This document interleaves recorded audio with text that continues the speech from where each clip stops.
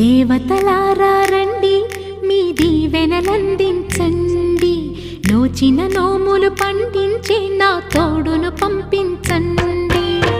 కలలో ఇలలో ఏ కన్నెకి ఇలాంటి పతి రాడనిపించే వరుణ్ణే వరముగా ఇవ్వండి.